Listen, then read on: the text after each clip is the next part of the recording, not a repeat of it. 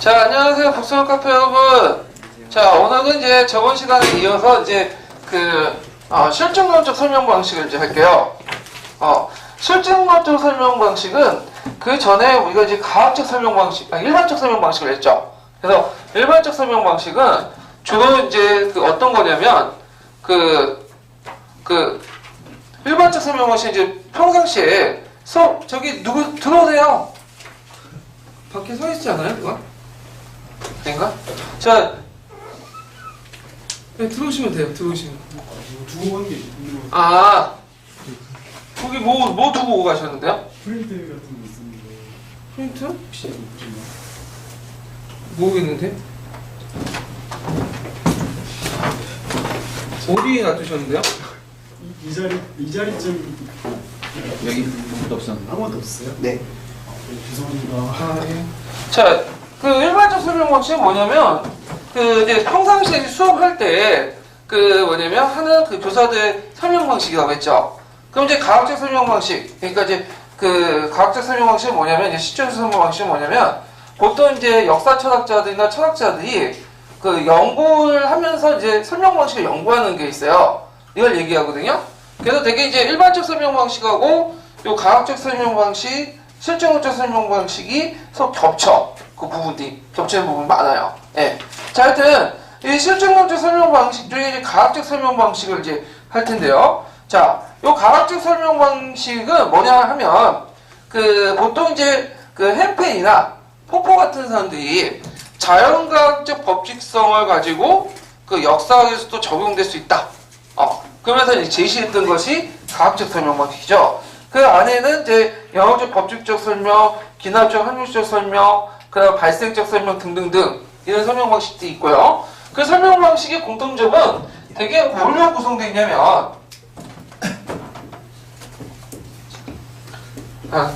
CL2로 구성되어 있어요. 그래서 초기 조건, 법칙, 그 다음에 결과 이렇게 이제 구성되어 있는데 그 중에 제일 핵심적인 것은 롤이죠. 네, 여기 법칙. 그래서 법칙이 게재돼야지만 이 상황과 이 법칙이 서로 연결되는 거죠. 결과가. 그래갖고 이 CL2 구조도 가지고 있고 가끔씩 이제 이 법칙이 빠지는 경우가 있어. 이게 너무 당연하거나 그리고 명시할 필요가 없기 때문에 빠지는 경우가 있거든요. 그 대표적인 것이 뭐냐면 설명 스케치라든지 그냥 발생적 설명 이런 것들은 법칙이 빠져 있어요. 그렇지만 요 안에는 빠져 있지만 암묵적으로 내재되어 있다. 그래서 CL2 구조로 이렇게 구성되어 있다는 것이 이 뭐냐면 가학적 설명 방식의 공통점이다. 그래서 가학적 설명 방식이라는 것은 뭘 추구하냐? 법칙성을 추구하죠. 법칙성. 예, 이게 공통점이에요. 자, 그러면 이제 가학적 설명 방식 중에 이제 하나 제일 먼저 영역적 법칙적 설명이에요. 예. 이거 포괄 법칙이라고 이제 하는데 이 영역적 법칙적 설명을 주장했던 사람은 뭐냐면 칼 포퍼라는 사람이죠. 칼 포퍼. 이 포퍼는 되게 유명한 사람이에요. 뭘로 유명하냐면 우리가 이제 열린사회 적이라고 하는 책이 있어요. 열린사회 적.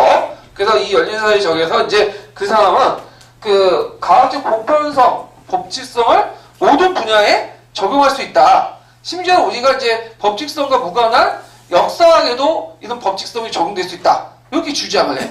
그러면서 그때 이제 이 책에서 제시하는 것이 뭐냐면 영역적 법칙적 설명이에요. 그래서 이 영역적 법칙적 설명은 뭐냐면 모든 시기와 장소에 적용할 수 있는 어떤 포괄 법칙, 보편적 법칙이 있다는 거예요.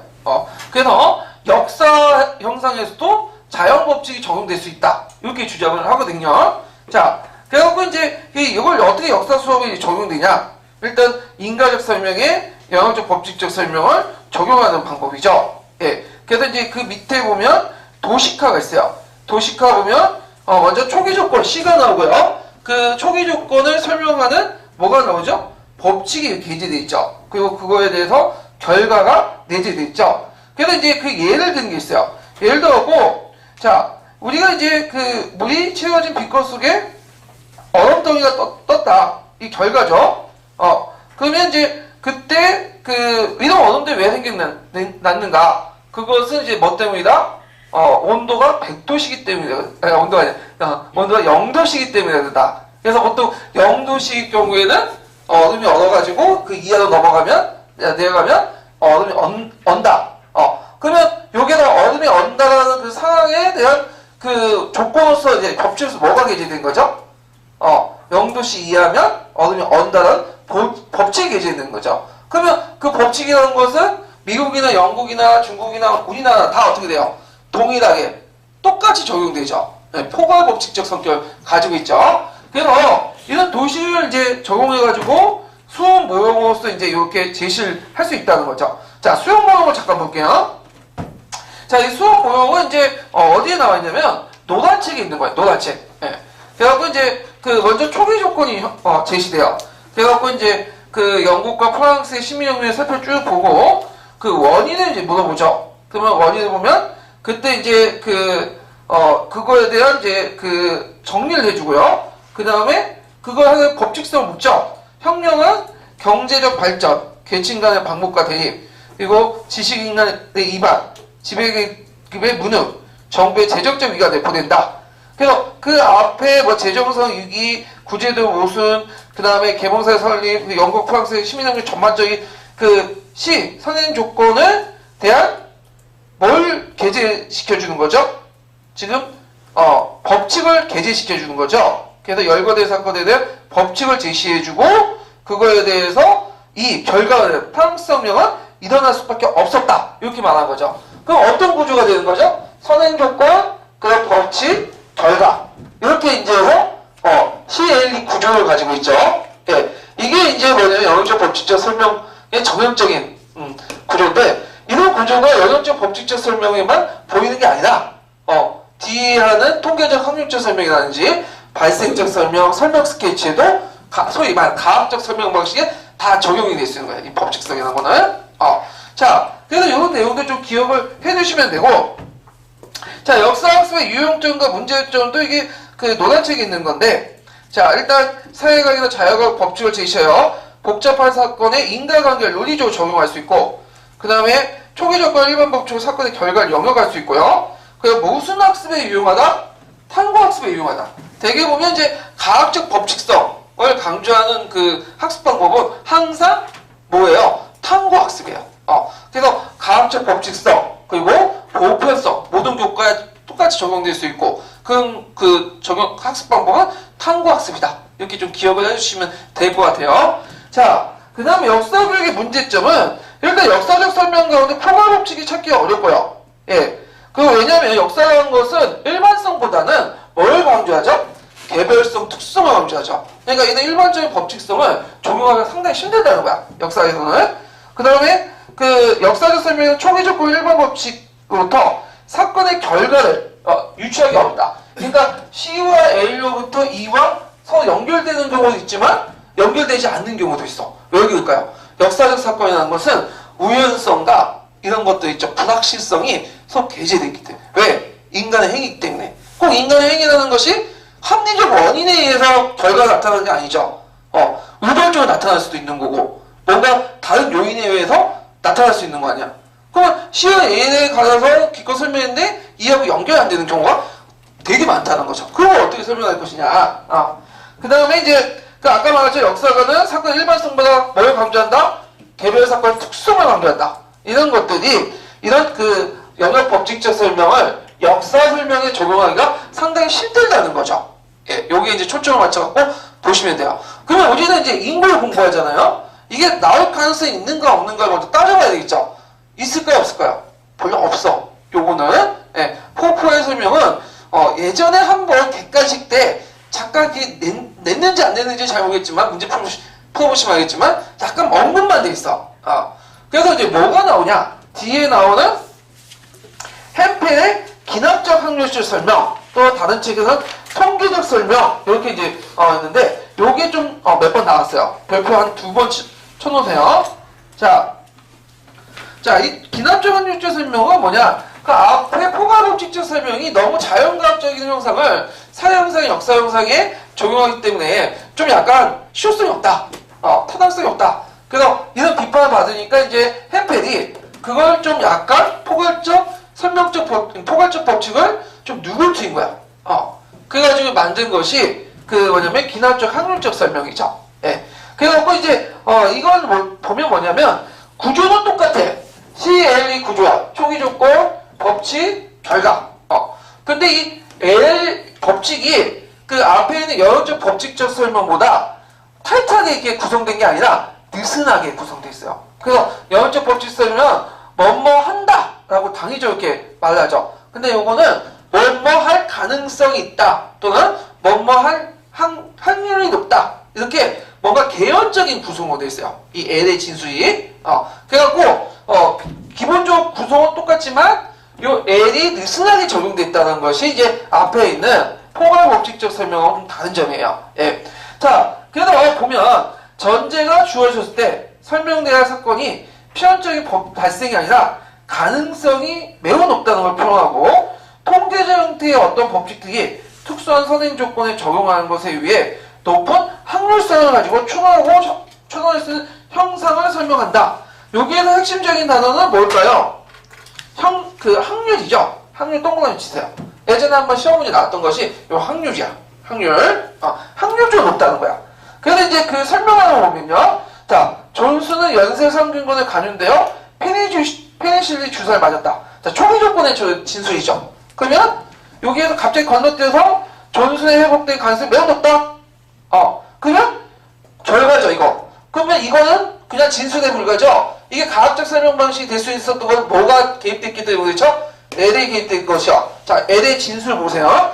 자, 연쇄상균군에 감염된 사람들은 페니실린을 맞았을 때 회복된 가능성이 거의 1에 가깝다. 확률적인 진술이죠. 뭐뭐 가능성, 계열적인 진술이죠. 그러면 이것은 통계적 설명이죠. 그러면 영양법칙적 설명을 이렇게 고쳐라. 그럼 어떻게 고쳐야 되겠어요? 그거 나오죠. 연쇄상균군에 감염된 사람들은 페니실린을 맞을 때 회복된다. 이라고 해야죠. 예. 그래야지 이것은 영양적 법칙적 설명이 되겠죠. 예. 그래서 이제 둘의 차이는 요 L이 어떻게 기술되느냐의 차이가 있다. 라는 걸 좀 기억을 해두시면 되고요. 자, 그래서 이제 역사 수업에서는 앞에 영양적 법칙적 설명보다는 요 기납적 확률적 설명이 좀 역사 사례나 이런 것들 이용할 가능성이 높겠죠. 그래서 상당히 좀 개방적인 성격을 갖고 있기 때문에 다수 예가 허용된다. 근데 문제점은 정확한 통계적 확률 제시가 어렵다는 거야.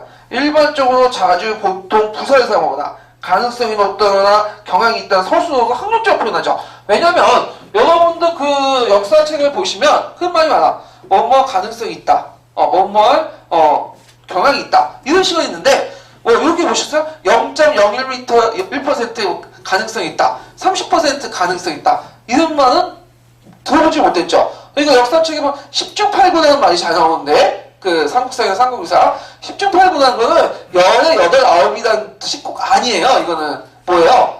그때 그냥 쓰는 강용어야. 많다는 의미지 꼭 열의 8, 9이라는 뜻은 아니죠. 예. 그래서 이런 것들을 표현하는 게 상당히 힘들다는 거야. 얼마큼 확률이 있냐 이런 것들은 이제 수출 제시하기 어렵기 때문에 이 기납적 확률적 설명도 약간 역사적 설명을 하기는 좀 문제가 있다. 이렇게 좀 기억을 해두시면 될 것 같아요. 자, 그러면 기납적 확률적 설명과 관련된 거를 이제 잠깐 보면 남색책 282페이지 잠깐 펴보세요.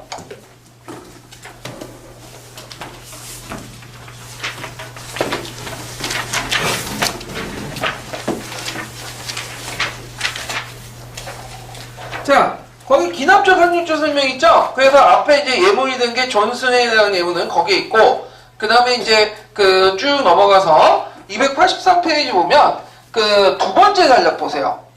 두 번째 단락은 이 기납적 확률적 설명에 관련된 내용 부분인데, 요거는 이제 그 어디만 좀 읽어보냐면, 두 번째 단락하고 세 번째 단락 있죠? 그래서 확률적 형태의 법칙은부터 사례들 많이 볼 수 있다까지 한번 읽어볼게요. 네, 여기까지 쭉 해서 이렇게 연결해주시면 네. 확률적 형태의 법칙은 조건 A가 B와 같은 종류의 조건에 의해 수반될 확률성은 어떤 특수한 P를 가진다고 진술한다. 이러한 확률적 법칙은 수많은 사례들을 대상으로 한 비납적 추론에 의해 얻어진 법칙이다. 확률적 법칙이 적용되는 설명은 일기예보에서 보듯이 그것이 일어날 가능성이 몇 %라는 식으로 진술되기도 하지만 일반적으로는 대단히 높다 혹은 거의 확실하다라는 식으로 진술된다. 이와 같이 귀납적 확률적 설명은 연역적 법칙적 설명과 다른 논리적 형식을 갖고 있다고 할 수 있다. 그러나 귀납적 확률적 설명도 비록 확률적 법칙이기는 하지만 연역적 법칙적 설명과 마찬가지로 주어진 현상은 법칙 아래 복잡함으로써 설명하는 방식이기 때문에 과학적 설명에 포함된다. 과학에서는 통계, 역학, 양자론, 유전 이론 등의 분야에서 볼 수 있듯이 귀납적 확률적 설명 방식이 적용되는 사례를 많이 볼 수 있다. 자, 그 다음에 이제 그 뒤에 보면 그 초기 조건 관련된 또 내용이 있어요. 17세기 영국에서는 청교도는 그들의 종교 신념 때문에 박해를 받았다. 시죠? 법칙이 나오죠. 만일 한 집단의 사람들이 그들의 종교 신념 때문에 박해를 받는다면 그들은 그 종교를 자유롭게 믿을 수 있는 즉 이주될 가능성이 매우 높다. 여기에서 매우 높다 가능성 예이 나오죠. 그래서 청교도는 신세계에 이주할 가능성이 매우 높았다. 그 2가 나오는 거죠. 예. 그래서 이제 이렇게 했는데 그 밑에 이제 그 284페이지의 마지막 단락은 뭐와 관련된 내용이냐면 아까 얘기한 것처럼 그 확률적 법칙적 설명에 적용할 때 문제점이야. 그래서 이제 요 문제점 있는데 그거 한번 읽어볼게요. 그 뒤에 있는 분, 그 284페이지 역사에서 부분부터 한번 읽어볼게요. 역사에서 기납적, 확률적 설명을 이용하는 경우에 지적되는 가장 큰 문제점은 역사에서 어떤 사건이 일어날 확률이 1에 가깝다거나 0.9의 확률이 있다는 식으로 정확한 통계적인 확률을 제시하기 쉽지 않다는 것이다. 역사가가 제시할 수 있는 확률적인 법칙은 기껏해야 일반적으로 자주, 보통과 같은 부사를 사용하거나 혹은 가능성이 높다, 경향이 있다와 같은 서술어를 사용하여 확률의 수준을 표현하는 정도에 불과하다. 이러한 경우에 역사적 사건이 일어날 확률이 어느 정도인지 우리는 정확하게 파악할 수 없다. 예를 들어 청교도의 신대륙 이주에 관한 설명에서 종교적 박해를 받은 사람들이 다른 곳으로 이주할 가능성이 정확히 높은 정도가 될지 우리는 거의 알 수가 없는 것이다. 그러므로 역사적 설명에서는 이러한 한계점을 인식하는 범위 내에서 확률적인 법칙을 이용할 필요가 있다. 자, 그러면 이제 그 기출문제 한번 풀어볼게요. 자, 363페이지 펴보세요. 363페이지.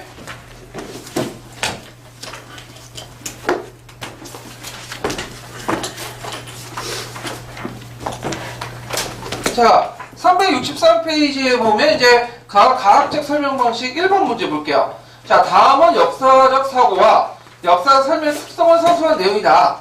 물음에 답하시오. 그래갖고 이제 그 A와 관련된 내용은 인증적 사고고요. B와 이제 관련된 내용들을 보면 자, 거기에 이제 초기 조건이 같다 하더라도 반드시 같은 사건이 발생했다는 보장이 없는 역사 사건의 경우에는 적법하지 않다. 그래서 그 앞에 있는 내용이 뭐와 관련된 설명이죠? 햄페이지죠. 햄페이지 뭐와 관련된 설명이에요? 기납적 확률적 설명, 통계적 설명 부분이죠. 그러면 다음에 시험 문제 나올 때는 어떤 식으로 이제 나올 수 있을까요? 통계적 확률적 설명의 문제점 이렇게 나올 수 있겠죠. 예, 그래서 이제 양색식에 있는 내용들 쓰시면 되는데 보통 과학적 설명 방식에 그 문제가 나오면 어떻게 나오냐면 장점이 안 나와. 뭐가 나오죠? 문제점 중심으로 나와.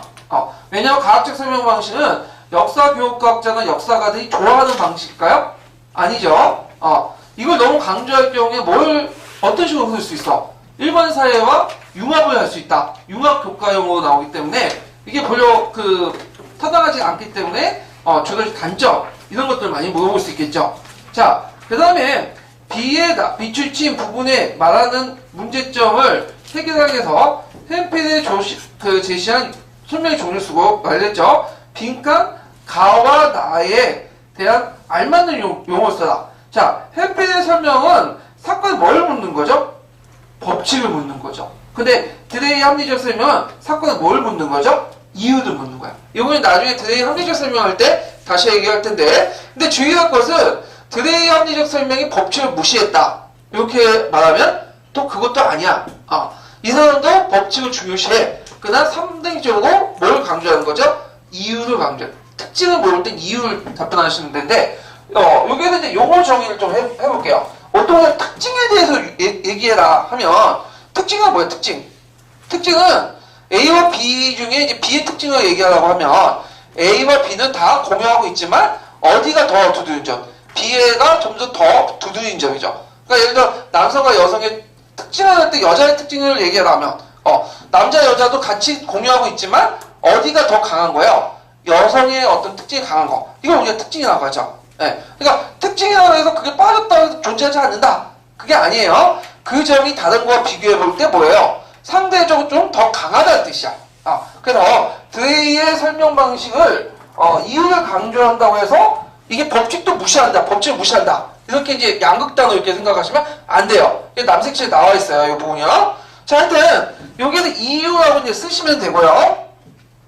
자, 그 다음에 이제 몇 페이지를 펴보시냐면요. 발색적 설명 방식을 볼게요. 발색적 설명 방식.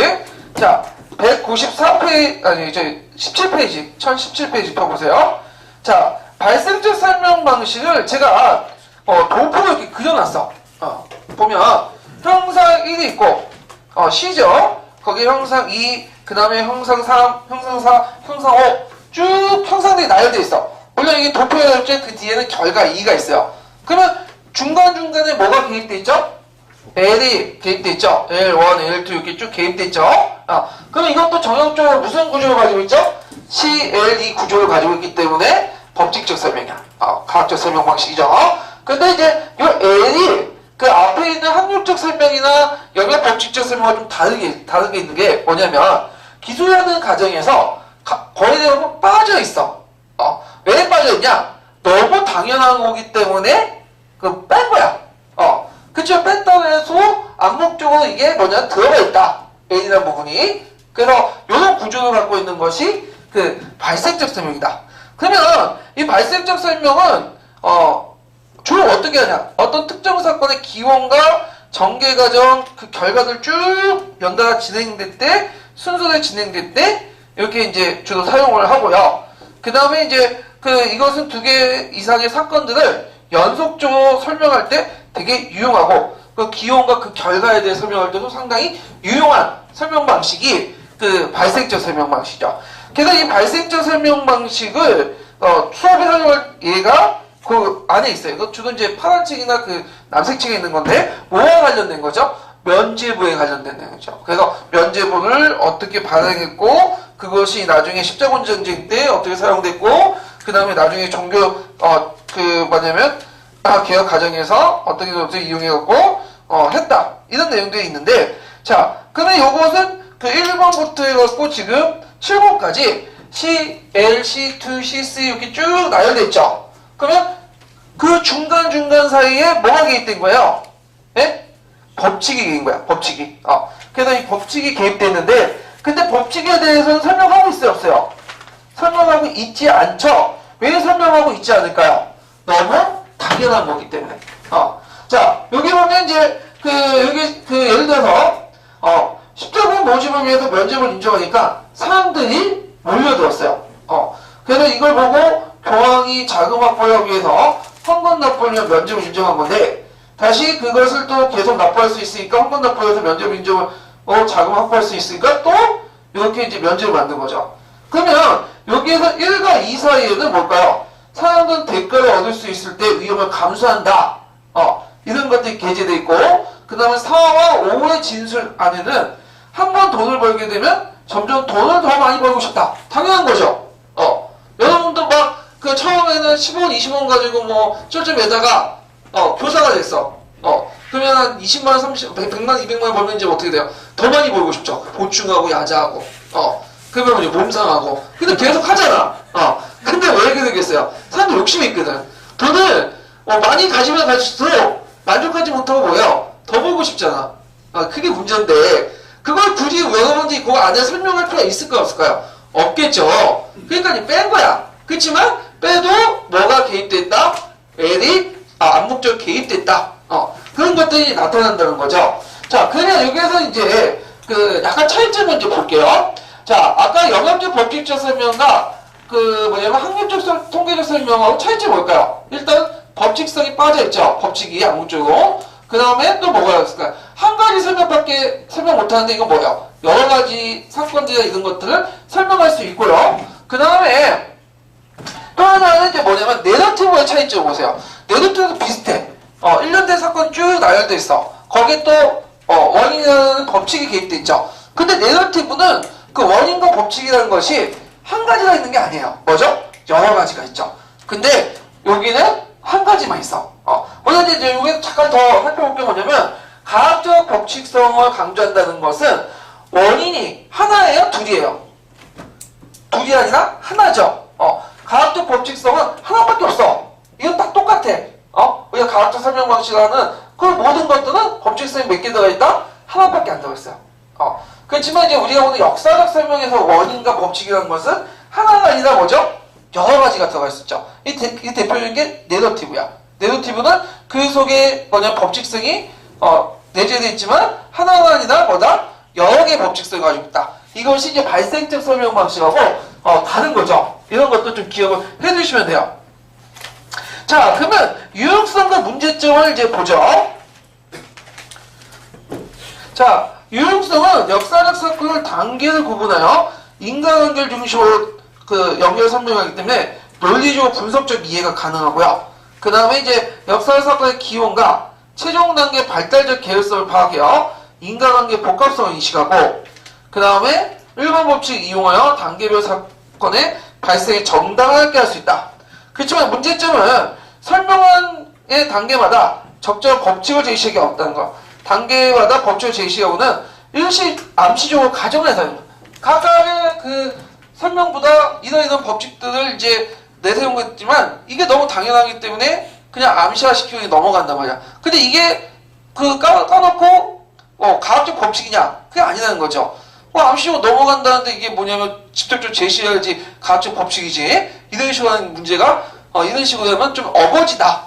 이런 성격이 좀 강하죠. 자, 그래서 이런 문제점을 좀 기억을 해주시면 되고요. 자, 그 다음에 남색책 보죠. 관련된 내용. 자, 285페이지 펴보세요.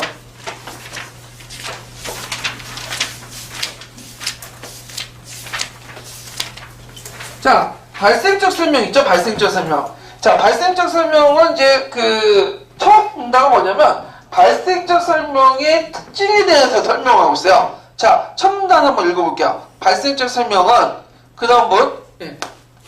발생적 설명은 어떤 사건의 기원과 전개 과정을 설명하는 방식으로 두 개 이상의 사건들의 연속적인 진행 과정을 설명할 때 이용된다. 이 설명에서는 어떤 사건의 과정이 최종 단계에 이를 때까지 그 과정의 각 단계를 차례로 묘사함으로써 그 현상을 설명하게 된다.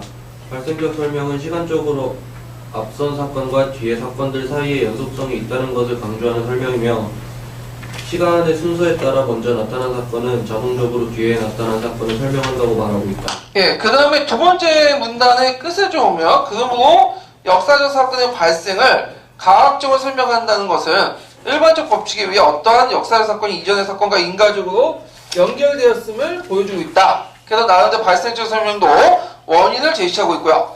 그 다음에 그 밑에 보면 자, 발생적 설명 방식하고 연구적 법칙적 설명 차이점이 나와요. 이거 한번 보면요. 자, 발생적 설명은 최초의 단계부터 최종 단계까지 전 과정을 하나의 법칙이 이용된 것이 아니라 단계가 바뀔 때마다 뭐가 있죠? 다른 법칙과 추가적 내용이 있죠. 근데 연구적 법칙은 다른 법칙이 없죠. 그래가지고 한 가지 법칙과 그다음 한 가지 내용만 구성되는 거. 요때 한 가지 법칙이라는 것은 중간중간에 그 법칙성이 개입되지 않는다는 거죠. 근데 발생적 설명도 중간중간에 법칙성이 개입하지만 그 법칙성 안은 몇 개가 있다? 한 개가 있는 거야. A 사건과 B 사건에 그 개입된 법칙성은 뭐가 있죠? 유일하게 한 개가 있죠. 그렇지만 이런 한 개가 여러 가지가 있는 거죠. 그 형상들이 좀 나열되면서. 예. 그래서 이제 이런 내용들을 쓰시면 돼요. 그래서 발생적 설명 방식과 연역적 법칙적 설명 차이점 써가면 이걸 애워가지고 쓰시면 되겠죠. 예. 그 다음에 이제 그 뒤에는 우리가 이제 앞에 살펴볼 것은 교재에 살펴본 것은 뭐와 관련된 거죠? 면제부와 관련된 거죠. 면제부인데 요거는 이제 제임스 1세와 찰스 1세 전제정치 과정에서 쭉 명예혁명과 관련된 내용들이 쭉 있거든요. 요것도 마찬가지로 중간중간에 법칙성이 게재되어 있지만 뺐어. 왜 뺐겠어요? 너무 당연한 거기 때문에. 그래서 그 예문도 다 읽지 못하지만 한번 봐주세요. 시간 되실 때. 그 예문 자체가 이제 시험 문제 나올 가능성이 많죠. 예. 자, 그 다음에 이제 뒤에 넘어가서요. 자, 그 다음에 이제 발생적 설명 방식의 유용점하고 그 다음에 단점이 나오겠죠. 그래서 그 288페이지에 세 번째 문단하고 그 다음에 마지막 문단이 세 번째 문단은 유용성, 그 다음에 마지막 문단은 문제점 이런 것들인데 한번 읽어볼게요. 이 부분을요. 예. 그 다음 뭐 288페이지 그 세 번째와 네 번째 다시 한번 읽어볼까요? 예. 발생적 설명은 복잡한 역사적 사건을 몇 개의 단계로 구분하고 인과관계를 중심으로 각 단계의 사건들을 서로 연결시키는 방식으로 설명을 전개함으로써 역사적 사건에 대한 학생들의 논리적, 분석적 이해 능력을 높일 수 있다.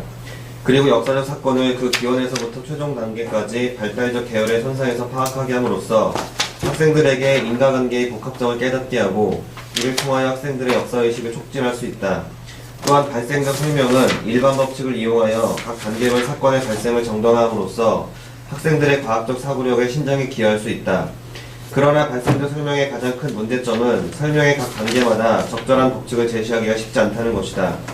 발생적 설명에서는 설명의 각 단계마다 법칙이 필요하기 때문에 하나의 역사적 사건을 설명하기 위해서는 여러 종류의 법칙을 동원하게 된다. 특히 프랑스 혁명이나 1차, 2차 세계대전과 같이 수많은 사건들이 중첩되어 일어나는 복잡한 역사적 사건을 설명할 경우에는 더 많은 법칙을 동원해야 하는데 하나의 사건을 설명하기 위해서 각 단계마다 적절한 법칙을 동원하는 것은 현실적으로 거의 불가능하다. 그러므로 발생적 설명에서는 설명의 각 단계마다 법칙을 제시하기보다는 이를 암시적으로 가정하는 경우가 대부분이다. 네. 그 다음에 그 205 그 문제를 잠깐 풀어볼게요. 그 기출 문제편 366페이지 보세요.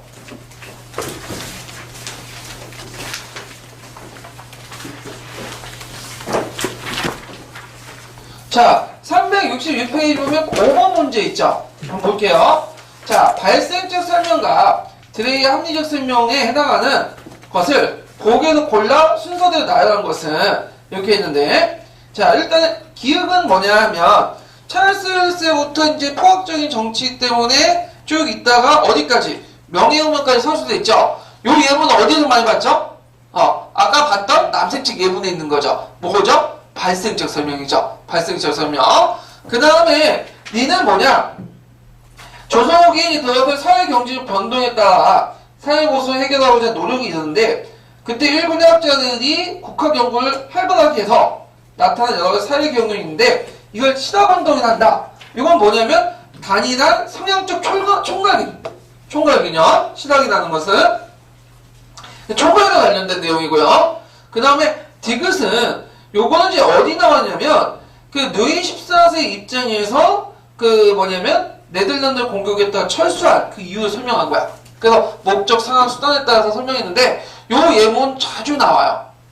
그 남색책에 있는 예문이죠. 뭐에 관련된 내용이죠? 합리적 설명 이론이죠. 예, 드레이의. 예. 그래서 요 내용들 좀 기억을 해두시면 되고요.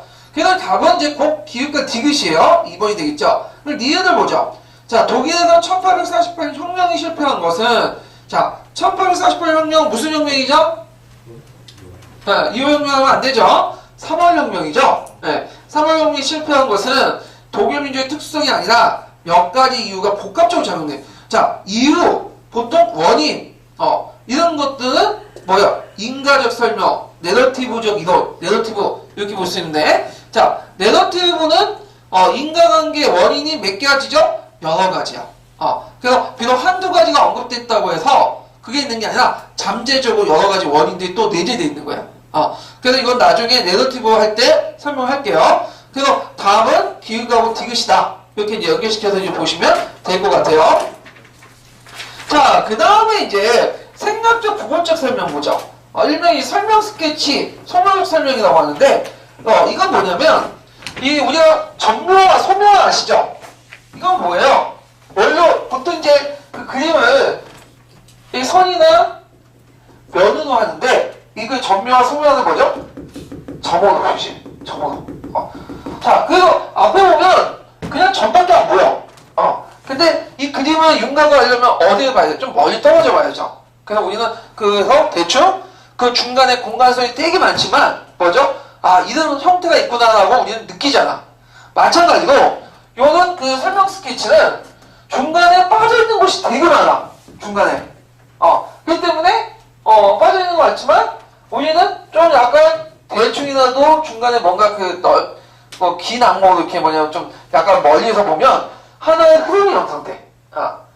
이게 설명 스케치인데 이 설명 스케치는 해프이 제시했어요. 누구의 비판을 받아서 자율론자의 비판을 받아가지고 이 자율론자의 비판을 적극적으로 수용을 해가지고 제시했다는데 이때 자율론자는 누굴까요? 요거가 우리가 일명 간념론자라고 사람 있죠? 이 사람들이 자율론자야. 그럼 왜 자율론자가 부르냐면 교과서에 그렇게 나왔어요. 교과서의 기본서에 파란 책에 간념론자 중에 뭐 어떤 문제점이 생기냐면 보통 간념론은 역사학이 아니죠. 뭐예요? 철학자야. 철학적 간념론이라고 잘못 착각할 수 있죠. 잠깐만요.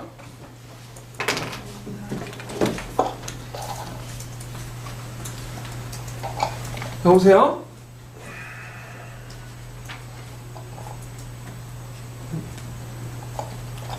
자, 그래서 여기 보면 이제 간념론자는 철학적 간념론자 헷갈릴 수 있으니까 우리가 말하는 그 간념론자는 역사 철학자들이죠. 그러니까 간념론에 영향을 받은 역사가들이야. 그래서 그걸 구분할 필요가 있겠잖아요. 철학적 간념론과 역사학적인 간념론하고. 그래서 이들을 철학적 간념론이 아니라 역사학적 간념론자들 뭐라고 한다? 자율론자라고 해요. 자율론자. 자, 일단 자율론자들의 많은 비판을 받고 수정한 건 혜택이 적극적으로 받아들인 것이 뭐냐면 설명 스케치예요. 설명 스케치. 자, 그럼 이 설명 스케치 내용을 볼게요.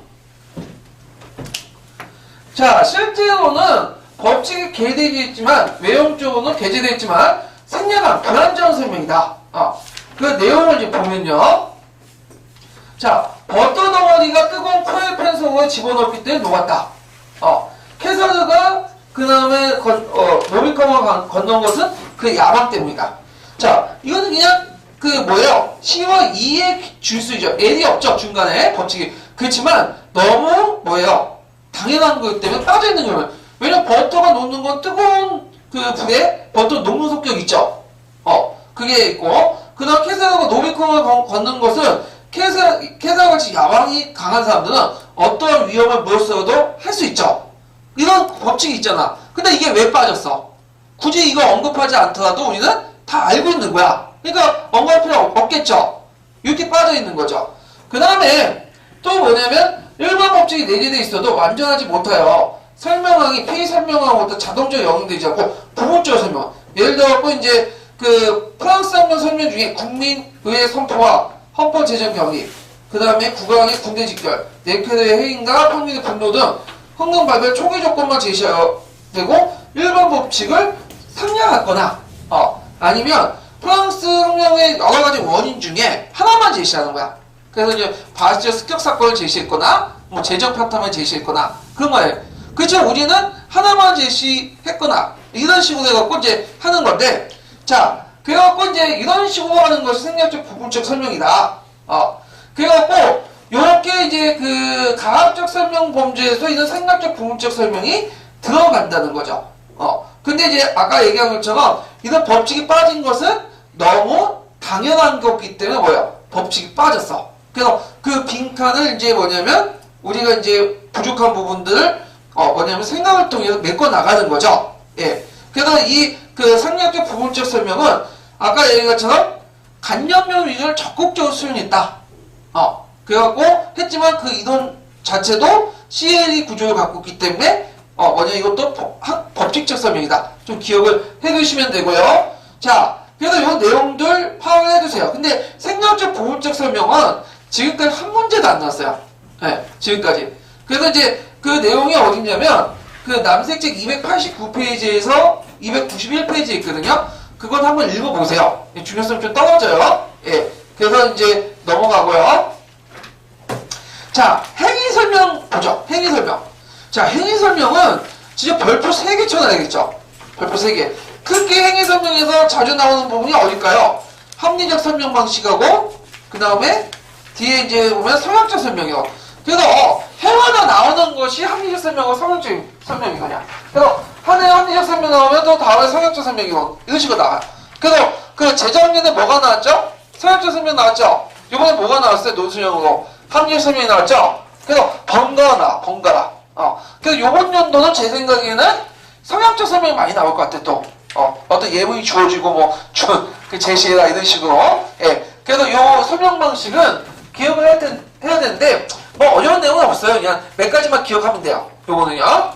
자, 그러면 행위 설명 방식이 어떤 내용으로 전개되는가? 요걸 좀 볼게요. 요 행위 설명 방식을 좀 그 내용을 보려면 어디를 봐야 되냐면 노란 책을 봐야 돼.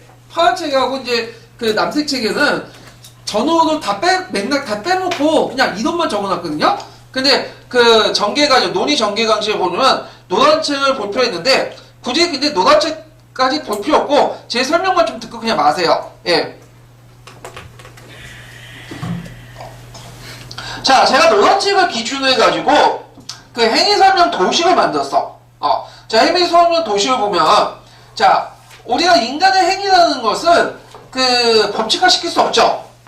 그거는 그 논리 실증주의자, 포포나 햄페이나 아니면 간접적 다 동의해. 심지어는 논리 실증주의자들도 인간의 행위는 법칙화 시킬 수 없다. 근본적으로 이렇게 생각해요. 그렇지만 이 논리 실증주의자들은 어떤 생각을 가지고 있냐면 법칙화 시킬 수는 없지만 그럼에도 불구하고 최대한 법칙화 시킬 수 있다 주장해요. 이 사람들은. 그래서 요쪽으로 지금 왼쪽으로 쭉 나가는 건 법칙성 강한 거요.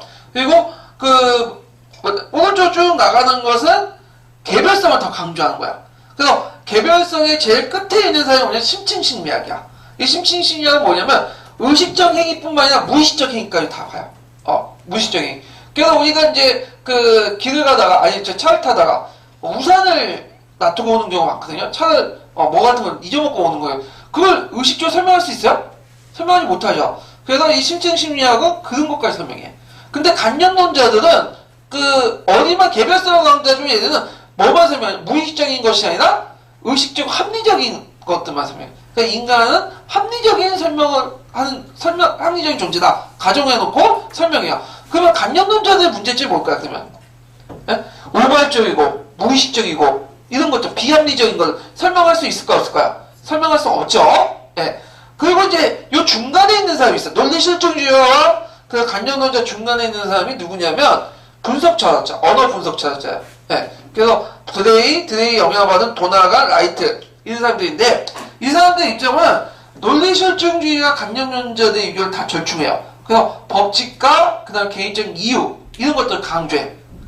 근데 상대적으로 누구의 측면을 더 많이 받아들이냐면 간접론자들의 측면을 많이 받아들였어요. 그러니까 간접론자 측면에서 행위이론을 설명하되 거기에 이제 그 행위이론을 뭘 하려고 하죠? 법칙화를 하려고 해요. 그래서 이제 우리가 그 드레이가 뭐 이유만 강조했다. 그 말이 안 되는 거죠. 이 사람도 동시에 뭐도 제시했죠? 법칙화를. 그러니까 뭘 제시하는 거야? 도식을 설명하는 거, 도식을. 그 간접론자는 도식화를 해요, 안 해요? 안 하죠? 개별적 행위들만 강조하는데 무슨 도식화가 필요해. 그래서 이런 것도 좀 기억을 해주시면 돼요. 그러면 이제 먼저 제시한 것이 포프고, 그 다음에 포프의 상응 논리 다음에 그 드레이의 합리적 설명 이론이 그거에 대해서 영향을 받았고 또 방박해서 제시했고, 그 드레이의 합리적 설명을 또 보고 햄펠의 성향 설명에서 공격을 한 거야. 그 과정을 이제 겪으면서 했는데, 그 시험 문제는 아까 얘기한 딱 두 가지만 나와요. 다른 거 볼 필요 없어. 뭐죠? 드레이의 합리적 설명하고 햄펠의 성향 이론만 딱 보고 넘어가시면 되고, 나머지는 그냥 겉다리로 그냥 보시면 돼요. 그래서 저는 그 도나가 이론과 나이트 이론을 가감하게 제외했어요. 시험 문제 안 나왔기 때문에. 그 노란 책에는 구구절절 이거 설명하고 있거든요. 그래서 요거는 그냥 가감하게 제외하고, 저는 이제 합리적 설명과 그 다음에 드레이 이론을 이제 중심으로 이제 얘기할게요. 먼저 얘기할 게 포포인데, 포포를 이제 잠깐 언급을 하는 이유가 뭐냐면, 포포 이론을 좀 알고 해야지만 그 밑에 설명할 수 있어, 드레이 이론을. 자, 포포는 상황 논리에서 뭐라고 제시하냐면, 인간은 언어적 합리적 존재를 보고 합리성의 원리를 적용한다는 거죠. 그래서 만일 누구든지 A의 상황에 놓으면 S같이 행동할 것이다. 그래서 인간 행동도 물론 나름대로 개별적인 성격을 가지고 있지만 나름대로 뭘 하려고 시키죠? 법칙화 시키려고 했어. 이 사람도 상대적으로. 그래갖고 이건 뭐냐? 쉽게 말해서 여기 합리성은 뭐죠? 합리성? 목적, 상황, 수단. 외워두세요. 목적, 상황, 수단.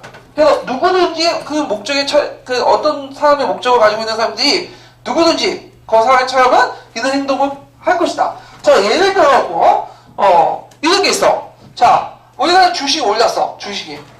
그럼 내가 주식을 가지고 있어요. 주식을. 그러면 주식 올리면 어떻게? 팔아야 되겠죠. 그럼 주식이 막 떨어져. 그럼 어떻게? 주식이, 뭐냐, 팔 거 아니야. 그러니까, 주식을 올리면, 팔고, 주식을 올리면 사고, 반대로, 팔면, 떨어지면 팔죠. 예. 그래갖고, 이렇게 이제 주식을 올 때 사고, 떨어지면 팔고, 그런 행동을 하는데, 이걸 가학적으로, 그러니까 이거는 어떤 사람이든, 왜, 이 사람들 주식시장에 들어가서 이익을 얻은 사람은 주식이 오를 때는 사들이고 주식이 떨어지면 파는 것은 당연한 거야. 왜? 이득을 얻어야 되기 때문에. 상식적인 수준에서. 그래서, 목적 상황 수단에 따라서 이게 뭐냐면 인간의 행위는 법칙화 시킬 수 있게 주장해요. 근데 이거에 대해서 누가 반대를 하죠? 드레이가 반대하는 거야. 드레이도 포포의 합리성을 받아들여요. 목적 상황 수단에 따라서 얘기하는. 그런데 모든 사람들이 그런 게 아니라는 거지. 왜냐하면 각기 목적이 다르기 때문에 다른 사람이 볼 때 이게 비합리적인 거로 봐도 이 사람은 또 합리적이기 때문에 다른 행동을 보일 수 있다는 거야. 자, 예를 들어서 주식시장에서 주식이 올렸어. 그러면 주식이 올렸으면 사들이는 사람도 있는데 파는 사람도 있을 거고, 떨어지면 오히려 나중에 오를 걸 기대하고 사들이는 사람도 있단 말이야. 그걸 어떻게 설명할 것이냐? 자, 그리고 내가 도둑놈이야. 도둑놈이면 낮에 하는 것보다 밤에 하는 거 어떻게 했어요? 밤이 더 좋겠죠. 그래서 밤에 가서 우리가 이제 뭐냐면 도둑질 해갖고 행동한단 말이야. 그런 행동 자체가 우리가 뭐냐면 상당히 뭐예요? 우리 입장으로 때 상식을 가지고 비합리적인 도덕질 자체가. 근데 도덕론 입장으로 때 되게 합리적이란 말이에요. 자, 그래서 그 각자의 이유에 따라서 그런 각기 다른 행동을 보이지만 그 자체의 일관성 목적 상황 수단에 따라 행동한다. 그래서 모든 사람이 아니라 뭘 가지고 개별적 이유를 강조하면서 그 개별적 이유에 따라 목적 상황 수단에 따라서 행동한다. 그것을 주장하는 사람이 누구냐면 드레이야. 그러니까 드레이는 아까 말했지만 언어 분석 철학자이지만 누구의 이걸 적극적으로 수용했다고요? 예, 간접론을 적극적으로 수용했다. 개별성을 강조했지만 또 나름대로 법칙성도 강조했다. 이런 것도 좀 기억을 해두시면 되고요. 자, 그래서 이제 이런 내용을 보면 행위자의 동기나 목적, 신념, 원칙을 이유하는데 초점은 목적론적 설명. 목적이 되게 강조해. 목적. 그 다음에 여기도 합리성을 수용하죠. 목적, 상황, 수단의 관계에서 해야 할 적절히는 누구의 관점? 모든 사람의 관점이 아니라 그 사람 행위자의 관점이야. 행위자의 관점. 예. 그래서 이제 다른 사람 입장을 때 그게 비합리적이라도 그 사람 입장을 때 합리적인 게 합리적인 거예요. 예. 그 다음에 이제 행위자 자신이 발견된 상황 입장에서 그 상황의 목적에 맞게 수단을 설정하고 계산을 하면서 나름대로 이유를 대죠. 뒤에 보세요. 그래서 우리는 법칙이 아니라 이유를 댄다. 그 사람의 행위를 설명할 때 법칙보다는 이유가 중요하다는 거야. 근데 여러분도 여기 왜 왔어요? 이 따분한 강의 왜 듣고 앉아있어? 목적이 뭐예요? 임용시험에 합격하기 오는 거 아니야? 그래서 여러 사람을 보니까 이게 좋으니까 이런 수단을 선택한 거죠? 예. 그래서 나름대로 이유되면 이렇게 해서 얘기했죠? 이거 뭐 법칙적으로 설명해요? 아니죠? 예. 그래서 여기 핵심적인 단어는 뭐냐면 이유야, 이유. 예전에 한번 시험 문제 냈죠? 그래서 이런 목적, 상황, 수단에 맞게 자신의 이유를 댄다. 왜 이러는 것이 아니라 어떻게 이렇게 했는가를 이유를 대는 거야. 이런 것들 좀 기억을 해두시고, 그래서 이제 예전에 제가 이제 잠깐 확률적 통계적 설명할 때 그 앞부분에 부분 있죠? 같이 설명한 부분. 거기에 한 편의 설명 방식은 뭘 강조한다 했죠? 법칙을 강조한 반면에 드레이즈 합리 설명은 뭘 강조한다? 이유를 강조한다. 그래서 이유가 핵심 단어니까 기억을 해두시면 될 것 같아요. 그러면 노란색 예문, 남색색 예문 좀 볼게요. 자, 노란색 예문도 예전 객관식 문제 나왔는데 행위자 A는 여기에서 행위자 A가 핵심적인 거죠. 행위자 A인데 행위자 A는 개별 명사죠. 일반 명사가 아니라 나름대로 뭘 가지고 있어요? 목적을 가지고 있죠. 목적을 가진 행위자 A예요. 이런 상황에 처했고 이런 상황에서 자기 목적에 비춰 이렇게 한 것은 적절 X다. 목적, 상황, 수단이 들어가 있죠. 요 도식 좀 기억을 해두시고요. 그 다음에 남색책 예문 또 한번 좀 파악을 해두시는데 특히 역사적 사례라고 나온 부분 있죠. 그 역사적 사례. 요거 외워두세요. 외워두면 발라주세요. 눈에. 그래서 그 보통 이제 그 역교동 같은 경우에는 그 기본서에 나온 예문들이 자주 나와요. 기본서에 나와. 그럼 여기에는 이제 그 루이 14세가 왜 그 네덜란드 공격하다가 갑자기 철수했느냐? 그 우리 입장으로 때는 상당히 비합리적인 일이죠. 우리 입장은. 근데 루이 14세 입장은 합리적이야. 왜냐면 루이 14세는 네덜란드 공격에서 뭐냐면 유럽 패권을 장악하려고 했고 그 중에 제일 이제 반대했던 사람 누구야? 제일 적대적인 영국이요. 잉글랜드죠. 근데 때마침 잉글랜드에 뭐가 일어났어? 명예혁명이 일어났죠. 그 명예혁명이니까 이 명예혁명을 그냥 이때는 그 뭐냐면 루이 14세 생각에서는 명예혁명이나 우리는 좀 명예혁명이라고 보이지만 내전이 일어나길 원했어요. 그래서 싸움을 붙여야 되겠죠. 그러니까 네덜란드의 오렌지 원료들을 가려고 하는데 막 공격하면 원료이 그 영국 가겠어 안 가겠어? 안 가겠죠. 그러니까 네덜란드 공격을 좀 느슨하게 한 거야. 그 틈을 봐서 그 오렌지를 건너와서 보면 그 구교도하고 싸움이 날 거다. 그 계산을 그냥 공격을 안 했는데 오히려 웬걸 어떻게 된 거죠? 그냥 평화롭게 제임스 2세가 도망갔잖아. 그래서 원래 의도되지 않는 결과가 출현된 거죠. 근데 우리는 결과론적으로 이게 다 알고 있으니까 알고 있는데 그 당시 루이 14세는 이런 결과가 일어날 거라고 생각하지 못했잖아요. 근데 그 당시 상황에서 그게 제일 합리적이기 때문에 그런 행동을 한 거야. 그러면 뭐라고 설명할 수 있죠? 합리적 설명 이론에서 설명